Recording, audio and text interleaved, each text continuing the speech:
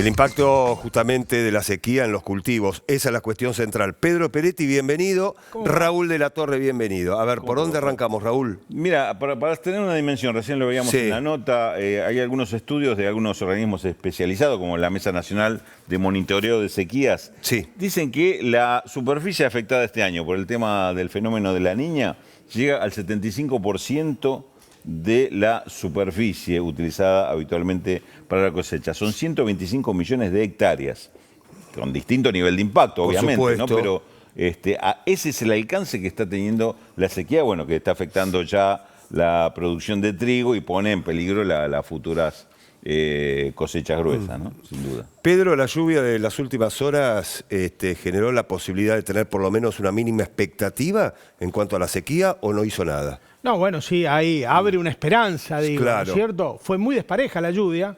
Lo vi en algunos lugares 50, 60, ahí está. Otro 10, otro 18. Fue muy despareja. De todas maneras, no llovió pasto, o sea que siempre hay que esperar. Se va a empezar a sembrar la cosecha gruesa. Estaba muy atrasada la siembra de soja. Por ejemplo, en el departamento de Constitución solamente se había sembrado el 1%. Y el año pasado, en esta misma época, llevábamos más del 60% sembrado. La primera quincena de noviembre es definitoria para la soja de primera. Maíz de primera prácticamente no se sembró. Y el trigo, para mí, las estimaciones ya se redujo al 50%, van a ir más para abajo. Y hay una estimación que no se tiene en cuenta y es muy importante en el consumo popular, que son las lentejas y las arvejas. Se ha perdido prácticamente la cosecha de lentejas y arvejas, que nosotros somos también un exportador de esos dos productos, pero también es un consumo popular muy importante. Sí, claro. Así que estamos en una situación muy compleja. Para llenar los perfiles de agua, estaba leyendo recién un especialista, hacen falta entre 250 y 280 milímetros de agua. Recién llovió 30. De todas maneras, con esto se va a poder empezar a sembrar y esperemos que la niña afloje, ¿no? Que se haga niño.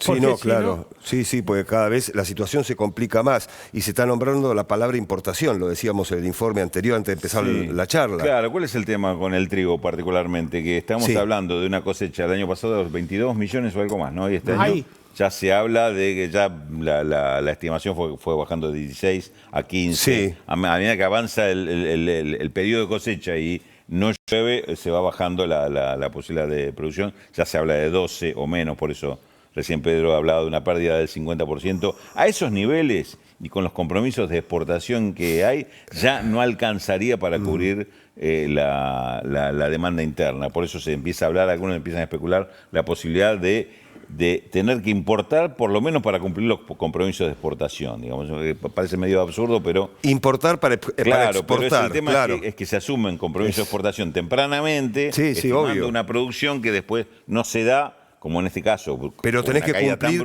con lo que ya acordaste. Y claro, por lo menos por ahí es menor el costo de importar que el incumplimiento que te significa. Ahora, yo creo que la estimación va a ser menos de 11 millones de toneladas. ¿Todavía va a seguir bajando? Yo creo que sí, porque yo he recorrido bastante la zona triguera estos últimos meses.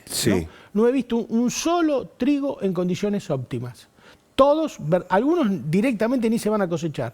Por lo tanto, yo creo que esas estimaciones, porque nosotros lo dijimos varias veces, que las estimaciones de la bolsa eran muy optimistas y que eran la mitad, y yo no sé si no es menos de la mitad, realmente, y eso va a complicar, y eso nos retrotrae a una experiencia que tuvimos hace muchos años, cuando en la década del 50 del siglo pasado falló una cosecha, y de ahí salió aquel viejo, Antonio Cafiero era ministro de Economía, y se mezcló el trigo con trigo de mijo y se hizo el pan negro o el pan cabecita, como se conocía, y que todavía es un estigma que todavía se lo cargan al peronismo. Ahora, espero que no lo carguen a este gobierno porque es un producto de la seca, no de otra cosa. Estábamos hablando recién de la posibilidad, ¿no? Como decía Raúl de la Torre, de importar para luego exportar. Bueno, pero ¿a qué precio? ¿A qué valores? Ahí está la cuestión, me parece, bueno, ¿no? Ahí va a haber otro tema. A ver. Ahí va a haber otro tema que va a haber que discutir y que está abierto para adelante. Y que nadie tiene la bola de cristal para saber lo que va a pasar, que es el conflicto en Ucrania. Exacto. Ahora, a fin de noviembre, vence el acuerdo de Rusia, Turquía y Ucrania para habilitar la exportación del trigo ucraniano a través del corredor seguro del Mar Azov y del Mar Negro.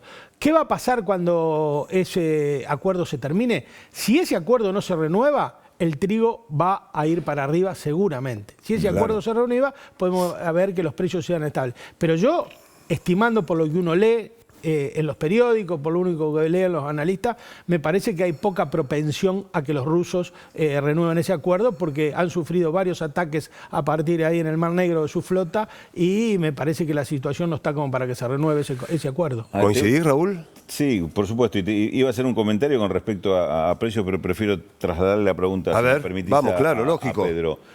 Porque hay un fenómeno que es el climático, inevitable o inmanejable. Ahora, con las políticas, ¿qué es lo que se debería hacer y no considerás que no se está haciendo? En cuanto a las políticas, tiene que ver con los productores, con el precio interno del trigo. Yo lo que hubiera hecho si fuera sido ministro, hubiera segmentado primero las retenciones. Sí. Hubiera bajado retención a los pequeños productores y hubiera subido a los grandes productores para para desbloquear el precio interno del precio externo. Claro, sí. Y también hubiera suspendido provisoriamente las exportaciones para garantizar el consumo interno. Y hubiera puesto todo lo que hay que poner para que el fideicomiso que armó Feletti sobre el tema del precio de la harina funcione correctamente.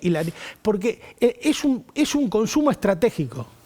Es un consumo estratégico desde el punto de vista político y desde el punto de vista de la gobernabilidad. No solo el problema es un problema ético la alimentación. Acá el trigo se viene cargando, sacando y poniendo gobierno de hace 5.000 años. La Revolución Francesa se originó por el aumento del precio del trigo. Entonces es un consumo que hay que mirarlo de los dos lugares, desde el problema de la alimentación, desde que es un derecho humano a la alimentación, y del problema político de la gobernabilidad. Y yo creo que ahí no tendría que temblarle el pulso al gobierno para tratar de garantizar que este consumo, que son 92 kilos per cápita, esté al alcance de todos los argentinos. Bien, quedó clarísimo. Pedro Peretti, hasta la próxima. Muchas gracias.